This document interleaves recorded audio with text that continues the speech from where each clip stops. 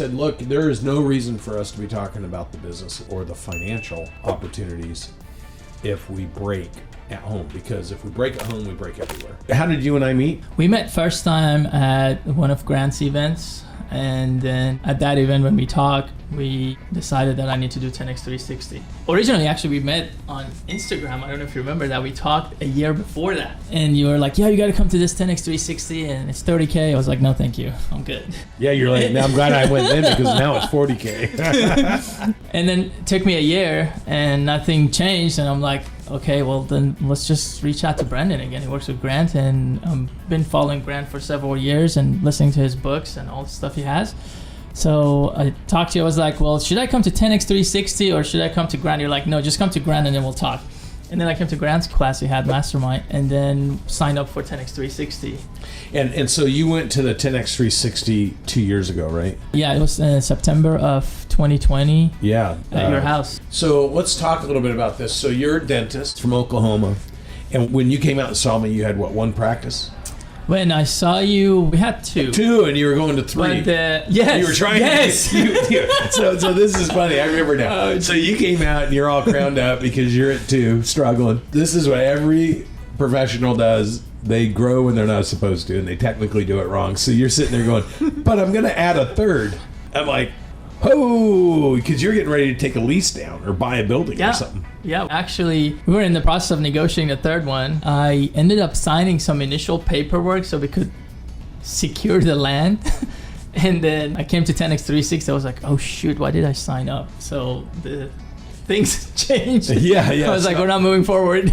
We went through the process. So when you went to the 10x 360 and you thought about doing it a year earlier and you thought, I could do this, and then your business didn't change. Yep. There's a lot of people ask me, like, well, what do you do in 2 days at the 10x 360? It's very hard for me to describe what we do. I just tell them we create the opportunity for people to recognize what they know they don't know, and most importantly, 97% of this stuff they didn't even think they should know. So what was your experience there? My main experience was I didn't know what I didn't know. And I learned some of the stuff I didn't know, that I was like, oh shoot, there's a lot more to learn. And there's a lot more work for me to do to grow myself. And realizing that, I was like, what am I doing adding a third office? Because I still have room to grow. I need to maximize what I have under these two roofs before I do the third one. You know, I had a dental management company with 150 locations. So you and I had this conversation. I'm like, the dental consultants out there are just telling everybody, get as many locations as you can, because none of them actually understand the fundamentals of business. And I know this because I got sucked into dental with one of my buddies who had 10 locations. He's like, I just paid $500,000 for this dental consultant group to engineer for a year to go from 20 million to 40 million. And I'm like, that's so awesome, dude. Good for you. So walk me through their plan. So he starts walking me through the plan, and I'm like, okay, so let me get this straight. They built a plan for you to go from 20 million to 40 million by going from 10 locations to 20 locations. So I said, where's the incremental growth that comes in? So that sucked me into dental, because I said, look, let me do what we do with platforming. And I engineered his business and I presented it to him.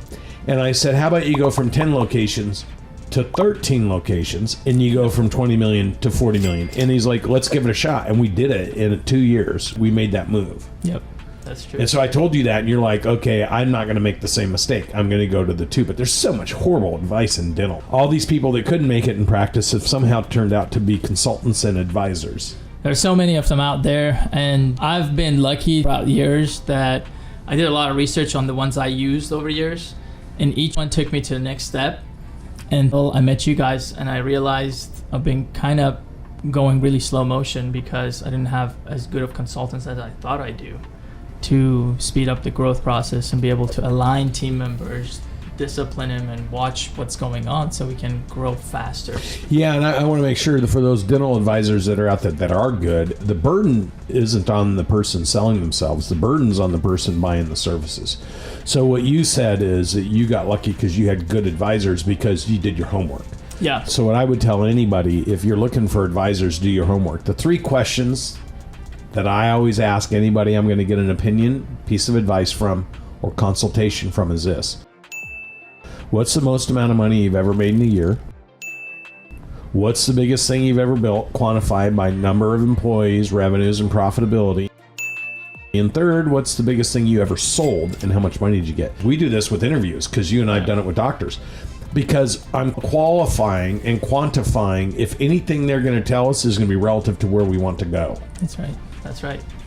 Because we want to make sure they've done it multiple times in the past, and that's what makes them more reliable. So you came, you had all these epiphanies. We had a great 2 days together, and you're like, I'm moving forward. I'm doing all these things. And one of the things that you said that you recognize is that you need to work on your leadership skills. Yep. So you not only decided, hey, I want you guys to engineer my business, but I also want to work on my leadership skills. And so you move forward with that. And we started building a relationship. And I'll never forget our first session for your private coaching and leadership. And I thought we were going to talk about business because everyone always wants to go into the transactional aspect of business. But you actually found yourself immediately in a crisis. That's true. Why don't you tell the story? When we met in September, actually, you mentioned that. You said, when we talked, we're going to talk about business and finance and leadership, all that you want. But if you feel like you want to talk about personal, I'm there for you. Just let me know ahead of time so I can have my assistant not be there so you get more privacy. And in my mind, I'm like, dude, I'm here for growth and business. Who cares about family and personal? Not knowing that a day before our Call, my wife actually, she's like, hey, I've had enough. You're trying to grow business, which I have a lot of respect for it, but you're not there all the time with us. You're working and grinding, which I appreciate you, but this is not going to work out. And when we got on the phone, you said, what do you want to talk about? I said, hey, I want to talk about leadership and management. And by the way, I got some home stuff going on I'd like to talk to you about. And you're like, hang on just a second. So I have a project manager that sits on all my calls, takes the notes, pushes forward the action items to the different people within the organization, sends a recap to the people I'm working with so that it's all very structured and organized. And I could see it on his face. As soon as he said, I have some personal things I need to talk to you about, his privacy is very important to the people I work with. So I asked my project manager, hey, do you mind signing off and just letting me have this call alone with him? And the pain was real. I told you what's happening, and you said, what do you want to do? And I said, well, I want to fix this, because if I'm failing in this, I'm failing in everything else, of course, because that just doesn't make any sense. I'm just feeling like a failure right now. And I don't think I've ever talked about this in public. I think I brought it up last phone call we had with the group at BMLP. And that's about it for the most part. That's my Business Mastery Leadership Program, so it's an intimate group of business owners. The way I've raised up, I'm just always private and don't want to talk about those kind of stuff. But part of this process of growing, you got to talk about your pain and things that you went through, because nobody knows what you go through. Then the truth is, almost every entrepreneur who's pushing goes through it. Yep. They just don't want to talk about it. And that's the toll it takes on the family when you're a business owner. Because most business owners that are out grinding are under so much immense pressure. They're away from home. They're feeling like they're letting their family down. They're feeling like the business, if it goes under, it's going to devastate the family. So there's all this emotion that happens when you're a business owner and you have a family.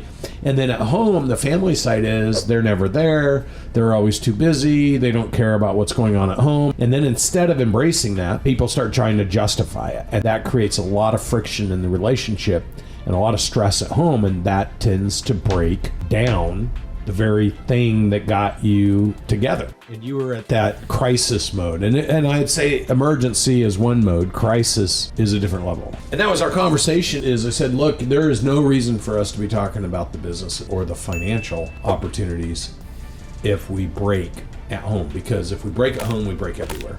And so the only way to fix this is I'm going to get Natalie, and you need to get your wife, and the four of us need to decide what we want to have happen as a team.